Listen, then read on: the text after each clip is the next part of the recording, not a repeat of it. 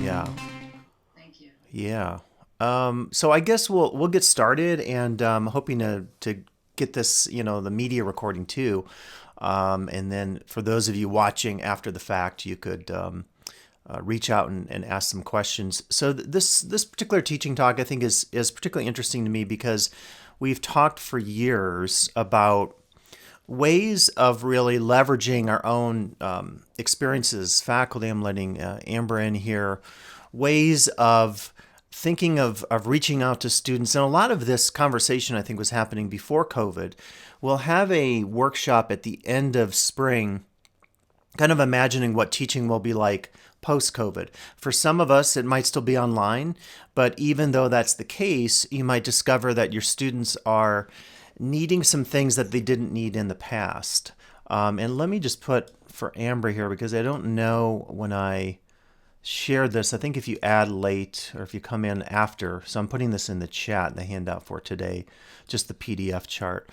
But when we talk later this quarter about sort of what the college will look like post-pandemic, I think some of this will come up as well. The literature I'm reading right now talks about a lot of shifts, particularly in terms of making education more flexible.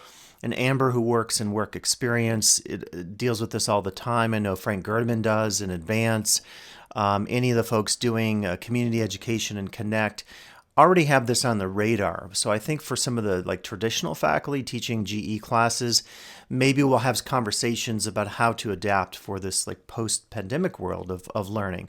So today's focus though is talking about how we can use all the various avenues and tools of social media, using a website, using YouTube, using LinkedIn, Facebook and Twitter as ways of promoting, if you will, your own personal interests, your experience in your discipline. Sorry, the slide is going slow here.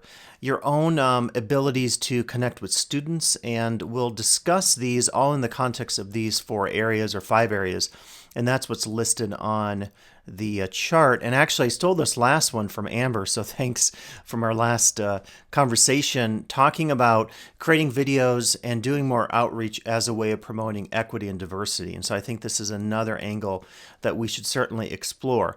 If you use social media, if you use YouTube, if you use a website and you're very welcoming, whether that's being welcoming to students or to faculty or to staff, and you're in particular talking about different experiences and bringing in all perspectives, gender experiences, ethnic experiences, social class, age range, all this kind of stuff that I think we're typically pretty good at a community college, then that's going to create a welcoming environment. So that last one is really significant with all the efforts we've been making recently related to anti-racism and equity. The other ones I think are traditional, but again, we're shifting in some of our focus here. So faculty recruitment is particularly important in disciplines like my own in anthropology, where I don't have a lot of people out there willing and able to teach for various reasons. In fact, this last quarter, last minute, I had to find someone very quickly for a class just due to some scheduling issues. So using this for faculty recruitment for your classes, for your department, I think is great. Class recruitment, of course, refers to getting students involved, getting students opportunities to understand more about your program, as Amber talked about in our last meeting, making it welcoming to your students and also to your staff and your faculty. Professional experiences we'll talk about certainly, and I'm using many examples. I have Solange on here and others who have IMDb pages or YouTube pages, websites, because there are a lot of great examples out there that you can leverage to get students in your class. As an example, if students find out that Solange is an award-winning sound engineer, that her stock is going to go very rapidly because students are going to say, well, that's great. Someday I can be just like her and I can be in the film industry or I could go into radio. So using those professional experiences are so key. And I know Amber deals with all of this with work experience, because the whole point of work experience is to give people on the job expertise that sometimes you don't get in a traditional classroom setting. And it's one great opportunity to connect, I think, what happens in work experience to our meta majors. And that's the other side of this, is we'll talk today about how to really expand on student understanding of meta majors. we're hearing initially just from folks who work in student services that a lot of students are maybe unfamiliar with the idea of the meta major. What does it mean? It's kind of abstract. So anything we can do to demystify the meta major, I think, will be excellent. So this is the chart I shared, and I was just trying to put this together really for my own organization of thoughts, and then I wanted to share it with all of you. So we're talking today again about these 5 areas: meta majors, student recruitment, faculty onboarding, faculty recruitment, equity, and the faculty profession. And as you start to study the various tools out there, ranging from websites, social media, I'm going to talk about email. I forgot that one. Email marketing is on there as well. All the social media channels and venues, which we'll talk about some of the differences with demographics, which is really key for some of our students. If students are not on LinkedIn, which I think mostly advanced students are on LinkedIn, then do you really want to use LinkedIn for class recruitment if you're trying to get your numbers up for your class? Probably not. So to really think about targeting different services for different purposes and different audiences. And that's why the X sort of indicates, like, I think personally, like, a website can be used across the board to stress everything. Whereas if you're talking about TikTok, are you really going to use TikTok to recruit faculty in your area? Probably not, but who knows? Maybe you might. YouTube is another one I think that has opportunities to stretch across different demographics and different groups, whether you're trying to onboard and recruit new faculty or staff, or you're trying to get students involved in your program. So this is kind of just a way of thinking about some of these platforms we'll talk today, and we'll come back to this in a little bit as well. I just want to mention, so my own experiences working in the world of branding. One of the chapters for the Immersive Worlds Handbook is on branding, and I've worked with Disney, ABC, Pixar as a consultant. I can't discuss that stuff, but really interesting to do this kind of work, because you discover that when companies and corporations are working with branding and marketing, certainly they're thinking about the bottom line of a product or a service that they're selling. When we use that today, when we use marketing or even branding from our faculty perspectives or our classified staff director perspectives, we're not talking about necessarily selling a product, but we're talking about expressing who we are. If you read books like Brand Sense by Martin Lindstrom, I really enjoy a colleague of mine, Joe Pine, who has written The Experience Economy. Great book about designing experiences. He also has this book called Markets of One, which really gets at how to market your particular brand or product or service to a very specific individual and a lifestyle. So what we can do is we can take a lot of that information and ideas and really apply it to making sure that students and the community see who we are, they understand us in an authentic sense, they understand how our background could be used for opportunities to teach them something about our discipline. And I'll show you a few, as we start with websites here. I just had a chance to work with Brian on his tenure evaluation, and I was just really amazed with his website as a tool of being able to connect with students. So he has his visual art, his 3D art displayed visually. There are also videos here. This was one of his shows in Davis, and these are all constructed out of porcelain. It looks almost like it's wood. It's really amazing work. He has information about himself, so his biography is here. He has his artist statement, his resume, and students and community members will not necessarily look at everything that you share here. Students probably aren't going to carefully read our resumes, so we want to make sure that if we have a website and we're trying to use it partially for student recruitment, that we make it visually appealing. There's contact information, and there are also links. So I like his website because there's a simplicity to it. It's easy to navigate, and there's a lot of visual information, which can be very effective, particularly with community and students. This is Phyllis's website. And artists, musicians, I think people in the visual arts, performing arts, often have these sites available because they want to express their work to the outside world. And if they're looking at, displaying their work in galleries, maybe this is another way also to market some of their work. So in the case of Phyllis, She has all her paintings available. And again, you see very stunning, very visually appealing. I think you can click on any of these for a larger version. And I like if you have something in your work that has a visual component to it, I think a website like Phyllis or Brian's would be very effective because it allows you to show very clearly and cleanly on a page your work to the outside world. Also, articles can be a great way for the community and for students to read more about your work. Again, if you're teaching a visual arts class and a student reads that you've had your work displayed and that you have this website that shows all your work, they'll come to respect you as an artist, as an instructor, and it can really help with that recruitment. Now, you can also use JD in political science and history, has a more blog format. And I personally have always wanted to do a blog, but the problem with a blog is sometimes, people don't update their blogs. And so if you have readers and you take hiatus for a couple months, the issue might be, the person's not updating their content. And that's one challenge with all the stuff we'll be discussing today is the fact that anytime you create content, you have to continue to create and update your content.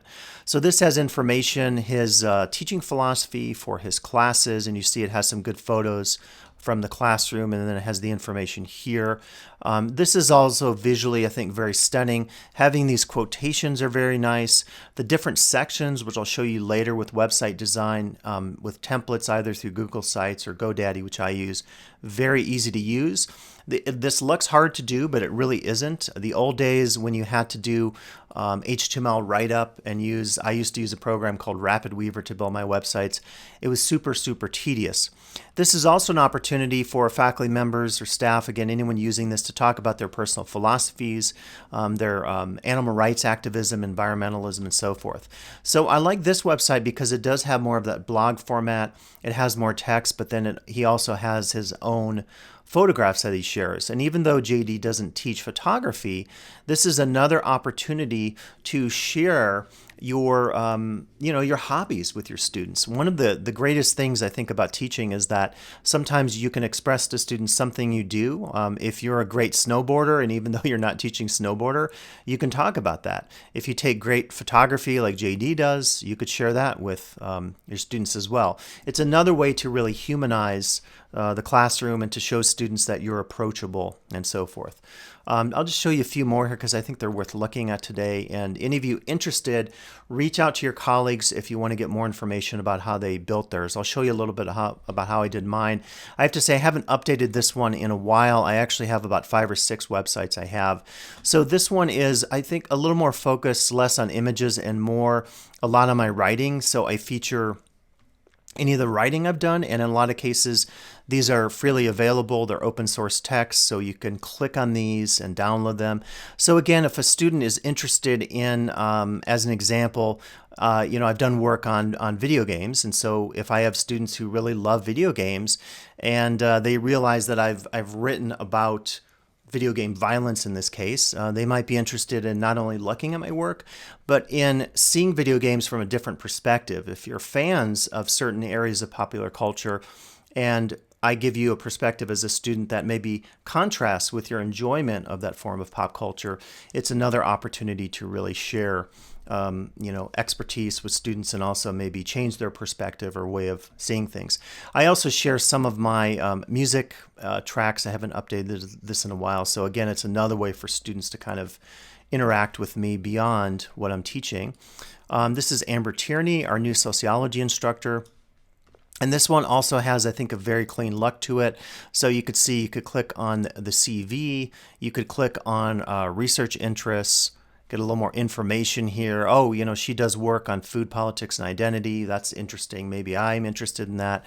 It's another way you can market yourself and get some recruitment, particularly for classes that are struggling. I won't say that about sociology. I know sociology enrollments are through the roof. And then just a little more about teaching and service. So again, a website is a great opportunity. Let me go back to Larry's there, to humanize and also maybe do some recruitment at the same time. So I just had a conversation today with Larry about Whether or not we'll have faculty websites through Google, there's a discussion of this, so I don't have a definitive answer. So I would say more to come on that, and we'll see if that does happen and how it will happen. So Larry's also is very clean, and he has links to his YouTube page, which we'll talk about later. So this is a nice way that if students want to learn about calculus and different, I won't try to explain any of this since it's beyond my understanding, but it's also a great way to give students links to your lecture notes, your professional conferences like CMC Cubed, and other interesting tidbits about that faculty member. So websites, I think, are a great way to really emphasize kind of the personal faculty perspective, your teaching, your interests. This is the World Languages site, and this one is cool because it's specifically focused on the department. So this could really fulfill a lot of needs out there. It could give students and faculty information about the class. So it would have the syllabus here. There might be an introductory video. And the Spanish department is always so on top of it in terms of doing a ton of media and tutorials, and all the information is available online. So this is really great for students if they miss a class to get more information, and it can also be really great for new part-time faculty who are hired and they want to learn about the department. So they click on this, they see the actual faces of the people teaching, which I really emphasize. If you can have like a welcome video, it's great. If you can have images of yourself, of your department, of your staff, it's really a great way, even before COVID, to kind of humanize and express who's who in terms of the department. And they also have the bios. So the Spanish World Languages department, I should say World Languages, is one of the best out there because they really have all this extensive information that shows you who they are. And it, I would say, really fulfills some of those principles that we talk about with branding and marketing in terms of trying to authentically present the department and show it to the outside world. So for a faculty website, just a couple pointers out there. I'll just mention two opportunities. So one would be going through Google Sites. And to do this, you would just go to sites, sites.google.com. And again, if we do develop or adopt Google Sites for faculty, there'll be more messaging and training on this. But what's really cool about this is you can choose from a template gallery. So all that cool stuff that you saw on many of the previous websites, you don't necessarily, again, have to know coding to do this. So you could choose one of the templates. Maybe you want a visual one. And just because it says business doesn't mean you can't use it. I think the business templates are really nice sometimes for education because they have opportunities to include media like images, different galleries and layouts. And what I love about Google Sites is you don't have to do any coding. All you do is you go in and you just change the text to whatever you want it to be. You change the font. It's very familiar to what you have in Canvas or Word, Office Suite, and so forth. And then on this right-hand side, you can include things like calendars. You can include maps, and you just put in the information wherever you're at, and then based on that, you click it, you can drop place marks, and it's just really slick because, again, you don't have to do any coding to make this happen. You could choose different layouts, and then you would just simply edit the text. You would bring in a file, you could bring something from Google Drive, you could bring in a YouTube video. So I would say, the advantage of using Google Sites is it's free. At least I think the basic version, and they will, I think, give you a custom URL, and that will be based on your Google credentials. So it's a little different than buying a domain name. The other advantage is, it's cheap and it's easy to use. Now, if you want to go through GoDaddy, I've used GoDaddy for years.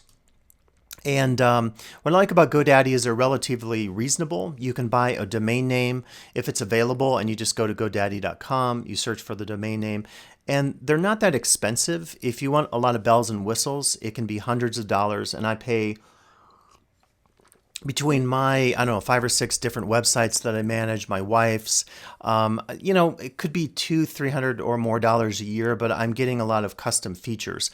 Typically, I put that on my tax write-offs if it qualifies. So the college doesn't pay for it, and that's one disadvantage of doing something like GoDaddy. But if you go with a basic version, you can get domain name registration for around $20. If you want hosting, if you want other bells and whistles, then the price goes up. But but a basic domain registration is pretty cheap. And then this is the interface. So all I do is I go in here and I click on any of my tabs, and GoDaddy opens this up. I can adjust the text of that. I can delete sections, I can add sections, and what I really like about it is I don't have to do a lot other than cutting and pasting text. On the right hand side here, I can choose some themes. I can add hyperlinks if I want by using the hyperlink tool. I could do page links. I can adjust some other things. And then under the website itself, if I go back and add, I can start if I add a new page here. I think I have to go, I think I have to go right here. If I add a new page, I can choose, I just create maybe a blank page, and then it should give me some options then for templates on this side. And so I could click on particular themes. I can choose different color themes. I could choose different fonts. And then when I add a section, this is where I think it gets cool. And this is really what's happening with most website design today. You don't have to do any coding. This is not as, this is way more advanced than what you'll get in Google Sites. So as you can see, you can do a blog post and all the choices come up. You can do a calendar. You can add a video page, and look how slick this is. So I add the calendar, and all I have to do is adjust the dates and the description. So there's nothing that I do, and when I'm other than really cutting and pasting and adjusting things and adding images. When I'm done, I hit publish, and the website is live. The other thing that's cool about this is when you preview websites with GoDaddy, you get a preview in both the web version and your smartphone version. So if you have a smartphone and you're worried about the formatting, they've done that for you. So as you can see here, everything looks really nice, and they make sure that it's not going to be compressed or weird. So this is your smartphone version. As you scroll, it converts 3 columns of information to 1 column that is really super friendly for mobile devices. So this is why personally I go with GoDaddy. I pay more money, but I figure it pays for itself because it's a way for me to kind of promote my own work for whatever purposes that might happen to be. Again, we have different purposes for doing this promotion. So just to go back to this slideshow here again, if you're interested, we can talk more offline or do another workshop on other options out there besides, say, GoDaddy or Google Sites. Now, I want to mention emails. The emails are not included on the chart, but this is from the Promise, through Julie Booth, the Promise Office. They do really nice, graphically engaging email bursts out to students in the community. This is another opportunity, I think, to take advantage of graphics, and I like how they have this column. I don't have it set up on my email, but if I was scrolling, I would see this as I move down the page.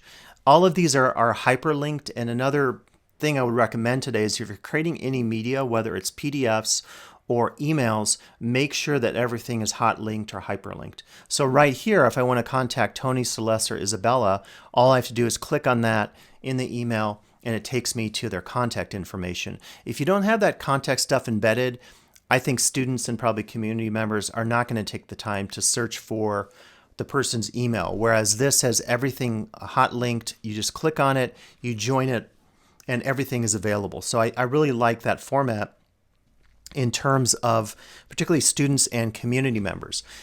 As a little heads up, in 1 week, next week, I'll do a presentation on using Canva. And thank you to the college. They supported my pro version for this year. I use Canva all the time for all the graphics that I do. And I'm not going to show you too much about this, but I just wanted to mention it because it's one of the best ways to create any kind of graphic you might need. All you have to do is go to Canva, search, for example, for email, and it will show you an email header, an email newsletter. This is maybe very similar to what Julie did. And just like GoDaddy, all I have to do is click on one of these, and then that is available for my editing. So I really love it. I think it's one of the best programs out there. You can use the free version, and the free version is pretty full-fledged. You're just not going to get a lot of the pro graphic elements. And as a preview of that, I'm working on my annual teaching and learning report, and What I love about Canva is that you can get a lot of these graphics. Like if I want a graphic that shows someone that's clickable, all I have to do is search for that in the templates and I find it. Or I wanted the new badge because I had something new on here. So it's really cool. You can also do a lot of fun stuff with working with an image. You take any image. I think I just had one up there.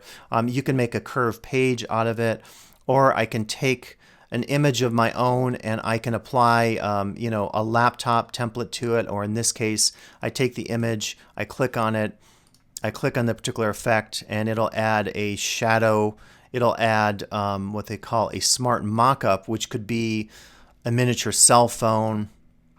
And it immediately, this is how cool this is. Like that's not quite as good with the aspect ratio, but very easy to use. So as a preview, if you want to do anything with email newsletters, please come to my workshop. That'll be happening next week at the same time at the noon hour. So those are emails. I won't say too much more about that. I just added that. Absolutely spaced and forgot to add that. So we can talk now a little bit about social media context. So everything from LinkedIn, Twitter, academia.edu, Facebook, IMDb, Instagram, TikTok, Pinterest. There are so many out there. And I'll show you some, this is kind of interesting. So these are insights about the different social media uses based on demographics. So if you're interested in this, I really recommend you type in social media demographics. This will tell you the gender. This will tell you the time of day that people use various services. There's one other, let me show you one other report I just found today from Pew, which does excellent sort of forecasting on this kind of stuff. I know I just put it in there. Sorry, thought I had it in there today. Sorry about this. I know it was in there. Well, anyway, it's right here. Okay, so let me click on that for you. Because what I like about this one is they actually get into the age range, and that's, I think, really significant to talking about this stuff today. Again, if you're going to use LinkedIn, if Amber was using LinkedIn to interface with the chamber or local businesses, makes a ton of sense. But if you're using TikTok to interface, with businesses, who knows? Maybe that would work, but maybe based on your research, you discover that certain types of social media are used, like Facebook, Instagram, LinkedIn versus Twitter, Pinterest, and Snapchat. If you start to see the age ranges, 65% are 18 to 29 with Snapchat. A little light bulb goes off and says, well, maybe based on that, I should target my marketing for recruiting students to my class more on Snapchat and less on LinkedIn. Because I know if you go to LinkedIn, it's a very older, look at that, 18 to 29, 30%. I'm actually shocked that it's that high. And I use LinkedIn, but I find LinkedIn actually a little, graphically, it's pretty boring. And I think that's kind of intentional. But I think students really want to see something with more flash and more media. Again, going back to our websites, that emphasis on the visual component can be really key with doing a lot of this work, say, with student recruitment. So I'll show you some examples. So here's Solange, your IMDb page. So Solange, do you use this do you use it to recruit students for your class? Is that something you do? It has a very positive effect on the students that they are actually experiencing someone from the film industry. So it does have a positive effect. Yeah, look at all this. Look at you won, nominee, and all the work that you've done. And what's cool about this is I'm sure students have seen, some have maybe seen John Adams, the more academic ones, but some have seen Pirates of the Caribbean, of course. And so by having this as part of your marketing, it's really going to do two things, right? It's going to encourage students to take your class because you really know what you're talking about, and then also it's going to just establish a connection with your students to say like, oh, well, you worked on I've seen Green Mile, I've seen Pirates of the Caribbean. That's so cool. Tell me about that. So it can also be a great icebreaker for your class. Now, again, IMDb, probably very few faculty on campus or staff have, themselves in the database. So it's not going to be something that everybody uses, but if you're doing film, audio, video production, it could be great really for that marketing. Now, Instagram, I find it is maybe not used as often, and I was really excited that Melanie shared with me the library has an Instagram page. So again, and I have to say, my wife uses Instagram. I know nothing about it. I have an account, but I don't use it. So it's just the matter for me is I don't have time to try to build out my Instagram profile. Let me ask, Amber, do you use Instagram in work experience, like networking with students? Is it one of your go-to platforms? No, You it's don't? not. Hmm. We use a Facebook group to help them connect on a Okay. social media site, but that's about all we do social media wise Yeah. for work experience. I Mhm. use our LTCC webpage, um, our courses in Canvas, and then Mhm. we do Facebook, but that's about it right now. We're looking to expand a little bit, Cool. um, Yeah. but not sure exactly how to do that. Probably won't be Instagram though for needs.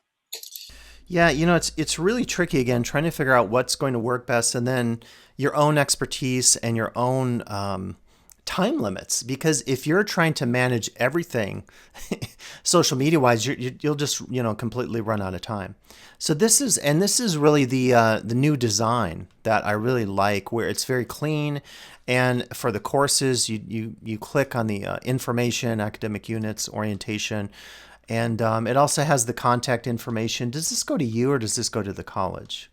Do you know, Amber? I think That probably goes to it goes to enrollment services. enrollment services. Okay. Yeah, and then Yeah. they either answer the question or forward it on. Yeah. Yeah, and so having this on the website again, I think over time, we can add. We have the college main pages, so Facebook, YouTube, Instagram, and Twitter. But I really do like that we have for a lot of the pages. Not all of them are updated, but they're very clean. So you have the header and then the basic information. And I think what can happen too is there can be the college's version of stuff and there can be your version. So they don't always have to be consistent because the challenge with trying to have the college manage everything for every one of us, they would not possibly have enough time to do every one of our pages. So having the main stuff there, I think, is smart. And then having our sub accounts, whether that's on social media or YouTube or whatever, I think is really a good opportunity for us to just kind of work on our own on our sites. I'll show you a couple examples from YouTube, and I have YouTube separated out from the other social media, even though it is social media, because I tend to think that YouTube and Vimeo they're both very visually focused because they're pure video. You can do some posts that have more that traditional Facebook feed if your channel hits a certain number of views. Mine just qualified for that, I think, some time ago. So this is Carl Franz, who teaches in part-time in biology and chemistry. And what I like about this is, again, a student could watch the lecture and learn about his work. And that's what's cool about having visual opportunities to engage with students and community members. Here's Clinton and Wilderness Education. This is from Lake Tahoe TV. What I like about having something from the local station is it gives it a little bit of legitimacy, because it's like, hey, the local TV wanted to interview Clinton. It's shot on campus. The graphics are really nice. The filming is really nice, the audio and so forth. So really professionally done. And I think it's a great way for wilderness education and leadership to market their program. And that's one of the great reasons I think that we would use YouTube. And then my own YouTube page, and it's my biggest social media site that I work with. And I have a ton of videos. And one of the things I like to do just for fun is to get a sense about audience. And this is one of the things you can work with if you're really interested in using demographics to kind of custom tailor your channel. You click on analytics and you can see who's watched your videos, what are the top videos that are watched. You can do it in a particular time period. So if I do lifetime, I can see my total views, and I can also click on, I'm always curious about this, like the most viewed video. So my video on the Monte Carlo and its demise, if you will, as a casino, I think is my most watched. Lifetime, let's see. 57,000 views. And I'm always wondering, like, Is it the tagging? Is it my meta tags? Is it the topic? Is it something about how people are finding it? And what I could do is really dial down and see, did people search directly on YouTube? Did they find it on a suggested video link? Did they find it on an external site or some other source? Now, again, I'm just doing this for fun. I don't have my site monetized for ads, but if I really wanted to engage with an audience, YouTube is one of the very best platforms to figure out these issues. You can, I mean, just look at the analytics here. You could look at the gender, likes versus dislikes. You can even click and see the geography. So if I click on the United States, I can look at particular states and say, well, you know, in the US, who was watching my videos? So if I'm, doing something in wilderness education and I want to target the West Coast, and I look at this and I say, oh, well, that's good. You know, my top viewers are from California. I'm doing something right. Now, maybe if I see that North Carolina, that there are a lot of people viewing my videos, well, maybe I'm not marketing to North Carolina. So one of the things you do with social media marketing in today's day and age is really think about dialing down and figuring out who is your client, how do you reach them, where do they live, what do they like to do.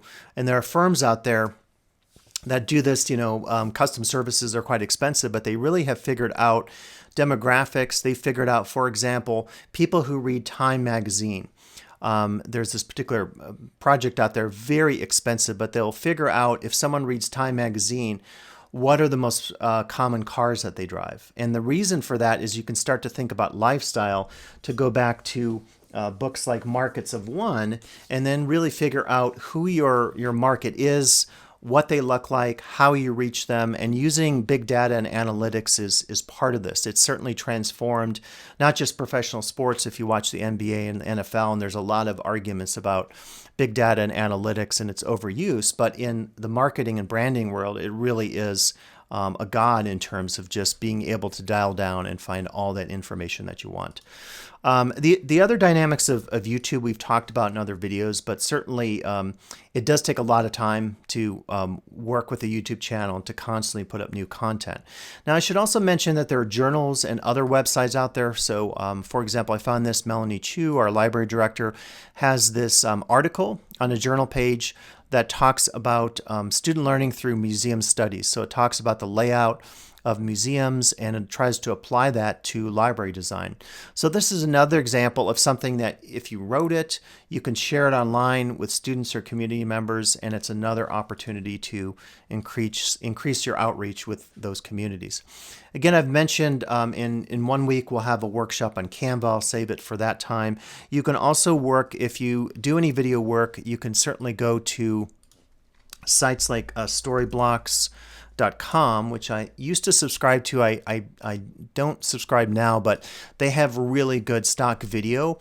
And one of the things I like in doing video is to definitely incorporate some stock video. And these typically will be royalty free.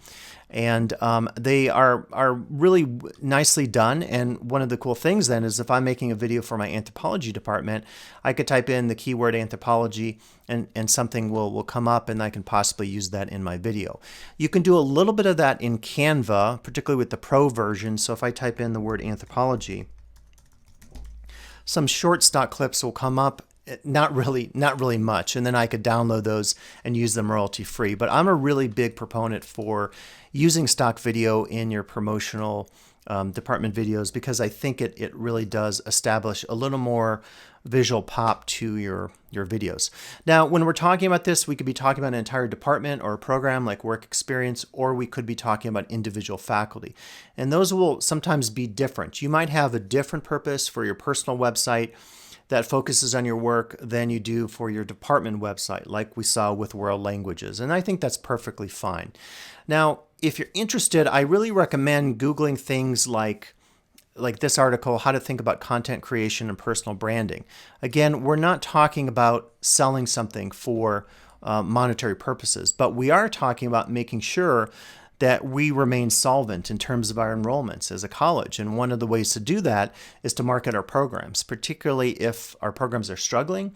If we discover that students aren't enrolling in particular classes, what can we do to market to them? Can we share them our IMBD credentials? Can we share with them our YouTube pages? So this article just talks about how YouTube influencers think about creating a personal brand.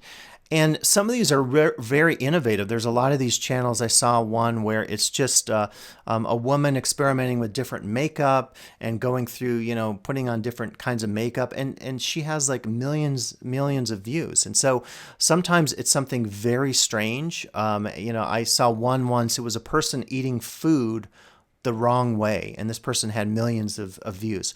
So, learning from the world of YouTube, I think, can be very effective in terms of thinking about establishing our own department brand or marketing scheme or personal approach as a faculty member. So I think a lot of that content is worth looking at for sure.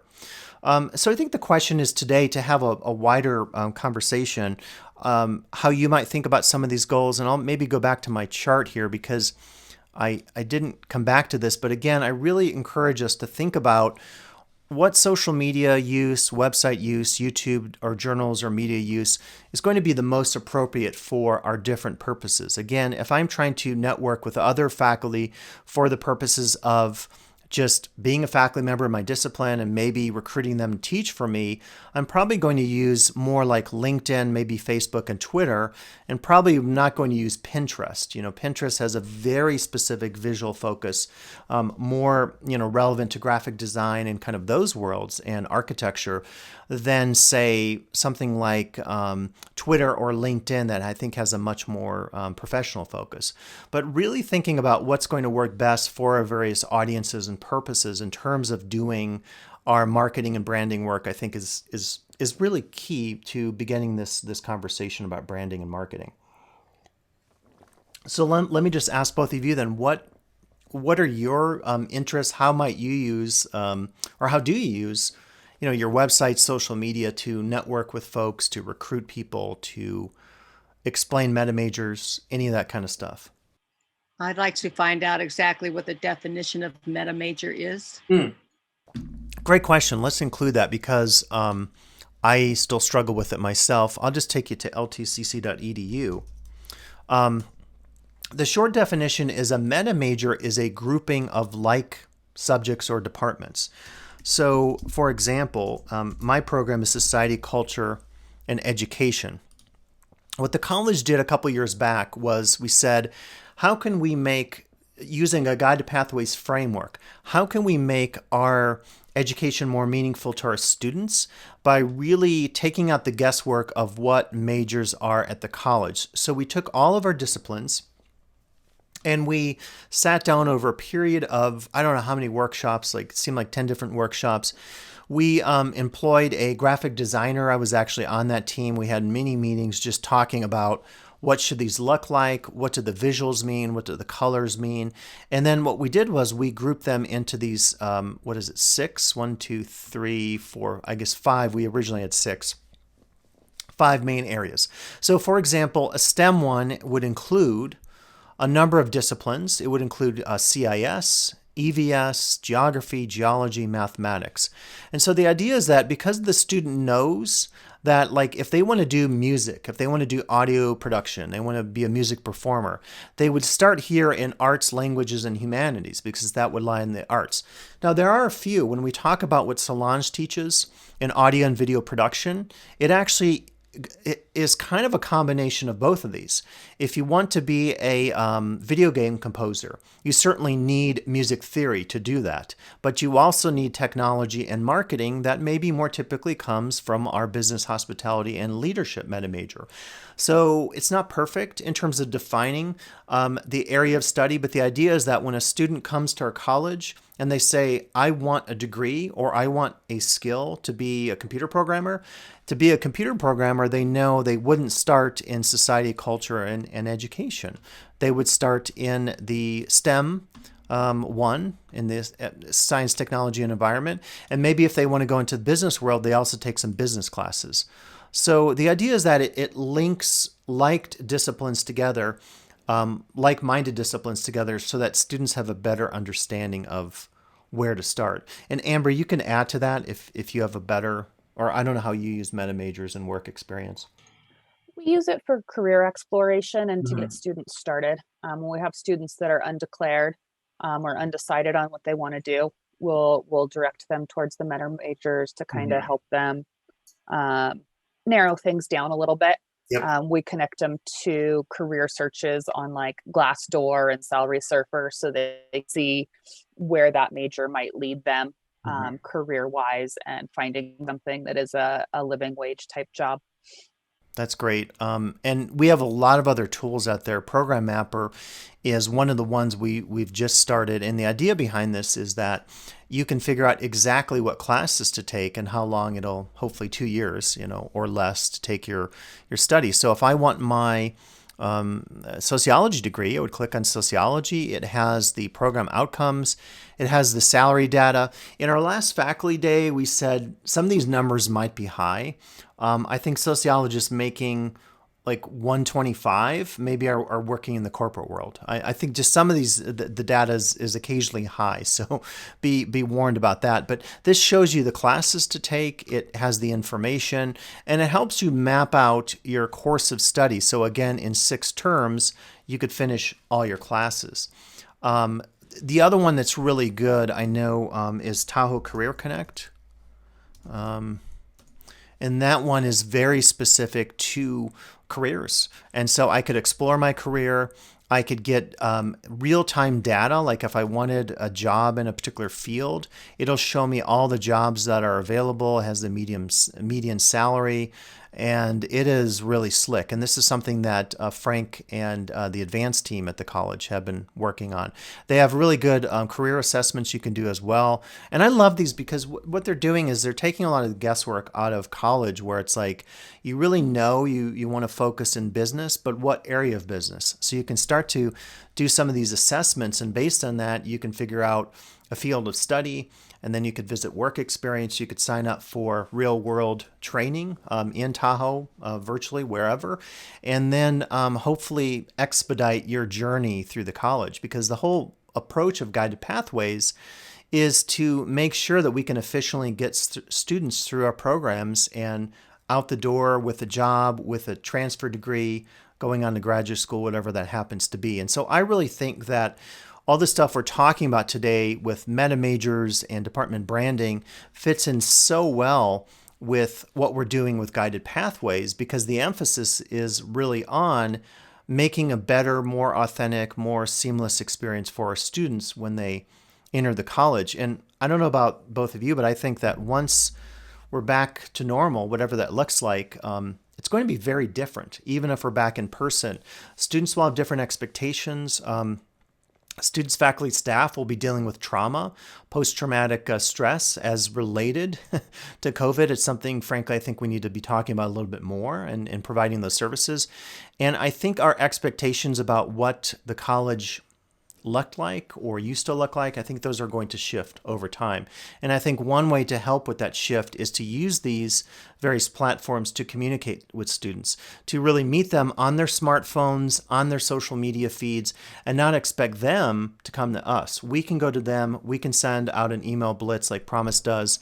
They can click on something and they get exactly what they need. So it's really making that experience of the student, I think, more user-friendly for them and less focused on kind of the old school way of saying, hey, come to my class, I'm going to lecture to you, buy your books in the bookstore kind of thing. That old traditional model of education that I experienced back in the 80s and 90s as a student, that is definitely been transformed, not just through guided pathways, but through a lot of the ways that we start to perceive of our student experience for the positive, to be much different than it was in the past.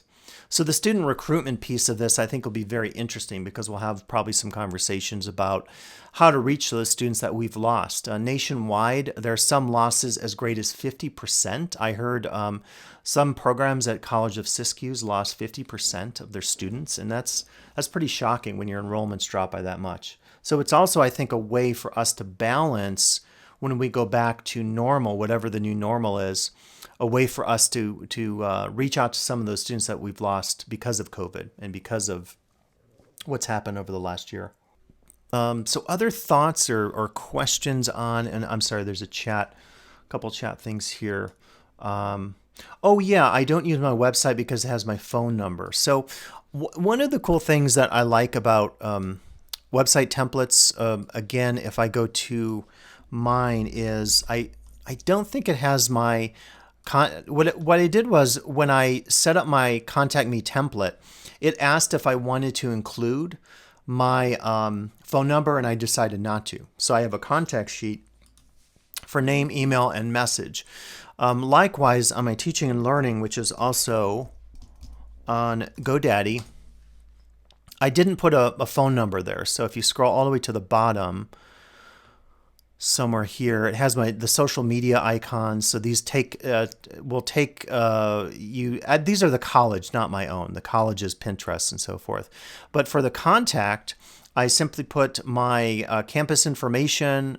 I give this, they could fill that out, but I don't include a phone number. And then I also have a map on here, so if someone wants to find the college, they could find their way. So Solange, what I would say is if you want to exclude that, I guess you just have to work with your website provider, whatever template you use to create it, to change that, or send a message to your students and say, hey, I know my phone number is listed, but I really don't want you to contact me via my cell phone. Contact me through Canvas inbox or an email message. I totally understand that. I totally get it. My concern is that my website is for my professional contacts, but it would be delightful to be able to share my website with my students, but I haven't so far because of the contact information. Yeah, really good point there. Another thing you can do, I'm forgetting my tabs here, but where's my GoDaddy site? You could create like a little, not a subdomain, but you could actually, let me just log in here. Let's see. So if I wanted on any of my websites, I could click on it.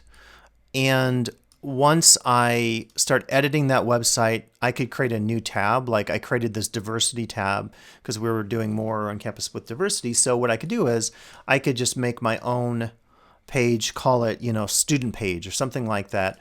And then that would be the only page I would give to my students. It could still be hosted on my website, but it's only my student page. Or I could go back to Google Sites, and again, you have your Doghouse production site. Go to Google Sites and make a very specific one. And that one you could link to some of the information like your IMDb, but you could just create a new page that you only share in your classes, and thus you can customize the information that you want to share with your students, whether it's email, phone, and so forth. So you have some options. Yeah. A great option to create a duplicate website excluding my phone number. Yeah, absolutely. And again, that blurring between what you do for your students versus yourself as a professional, I don't think those lines are necessarily that clear, and I don't have a big hang up about that. Now, some people I've heard say, well, if you have a book or a painting, you're not really selling that to your students or whatever, but still it's establishing your profession. It's establishing your identity and what you do. So I don't have a big problem if there's like a blurring between, what you share for your students and what you share with your colleagues in your discipline. It's all different. Like, again, I think over the years had one student I was shocked who followed me or did a request on LinkedIn. And I rarely use LinkedIn because, again, I just find it clunky. I just do not like how it looks. But I think that's specifically for the corporate world. But I've had one student all these years really contact me on LinkedIn, and it just kind of indicates that it's not really a great site to target, to go back to this chart, to target students and recruiting them for our classes. But maybe if we're doing something like Solange, if you had a video of you, an interview you did, or something in the studio doing Foley work or audio production, and you had a short video that you shared and the student sees that, they're going to be like, wow, this is really cool. I want to take that class because I want to someday learn how to run a mixing console for the recording industry, for working in a studio. So you can then target that to specific social media outlets, and then that's where you'd push that out if you're trying to recruit students. Again, I think you really have to target. You can't, there isn't a one size fits all here in terms of social media. Now, your time's always a limitation, but maybe focus on the ones that are going to have the most bang for the buck. So maybe that is Facebook, maybe that is, I don't know, Instagram, YouTube. Again, it depends. Student recruitment, meta majors, faculty recruitment, different things. I actually have found faculty on my personal Facebook site. If I'm friends with anthropologists and I need someone to teach a class, I can send out a little post and someone will then maybe apply for a job at the college. So again, I wouldn't use Facebook necessarily to recruit students for my class because I have a private Facebook and it's just my friends and students are not going to see that. So maybe the way to do that is to use my website, to use my YouTube page, and maybe Twitter. If I did like a hashtag, we didn't talk about hashtags, but I could do an LTCC hashtag or an anthropology hashtag. And then maybe if students are on Twitter, which I think it's not as popular with younger students, then maybe I can use that for marketing. So really thinking about your audience and how best to reach them, what form of media, an email, a post, a video. We haven't talked about podcasts. Podcasts are probably another one out there, audio podcasts and so forth. So streaming services, Twitch, really big with the video gaming community. So if you're teaching a class on video gaming, maybe you would use Twitch and a live streaming service to go out and recruit students for that class. So any other closing thoughts or ideas about just how you might use social media tools? Any advice you have for those watching at home later? Like particularly if they're brand new to social media, how you would advise them to use some of these tools we've talked about today? I would just make sure to draw some lines between personal and professional. Like you said, your Facebook is personal. Yep. And mine's the same way. I'm posting pictures of my daughter and my Mhm. vacations and my family, and my students don't need to be that connected, Right. but I will happily connect to students on LinkedIn. And Mhm. so in work-based learning, one of our midterm options is to create a LinkedIn account. And so I often am connected to students that way Mhm. and can provide internship and job opportunities to them through that platform. It's gotten a little salesy. I'm getting a Yeah, lot of pitches in my inbox of, I you know. know, No. hey, try out this service, or hey, can we talk? Yep. So it's changing a lot, Yeah. but I do find that it can be good for a professional resource and networking with other people within the college system and education system. Mhm. But I draw a pretty firm line on my personal social media, my Instagram and my Facebook, and don't connect Yeah. with students that way, unless it's the Facebook group that is hosted by the department, where we do job listings and internship listings and that kind of thing. But yeah, I decline all friend Mhm. requests from students kind of until they graduate. Once they've Yeah, that's graduated, right. if I'm still in touch with them or still have a personal relationship, then it's a little bit different. But Yeah. in general, I draw the line on social media with Yeah. students. I like that, post graduation, and I've had former students that have taught for me in social anthro. So that's another side of recruitment, and it's a great opportunity to promote our own students to give them jobs. Oh yeah, Amber, if you have to take off, that's cool. Thanks for attending. So cool. Yeah, I was just showing the LinkedIn page here, but again, as Amber said, I think a lot of it's really very ad based. You get a lot of ads here, and you can click off. I don't know, different options to get rid of stuff. So it's always a challenge, I think, with social media when you get inundated by ads. Yeah, so I guess that's good advice, to close on today, is to say that if you're thinking about doing something with social media, YouTube, creating your own website, maybe start small. Don't try to do everything. I personally can't keep up with all the various platforms out there. So I try to do the best I can with the main ones. And the main one I use is YouTube. And if I do work with Twitter, I really find that it's just more challenging for me just because I'm not as comfortable with Twitter as I am with YouTube. So start small and maybe again think about your goals and build on that. So.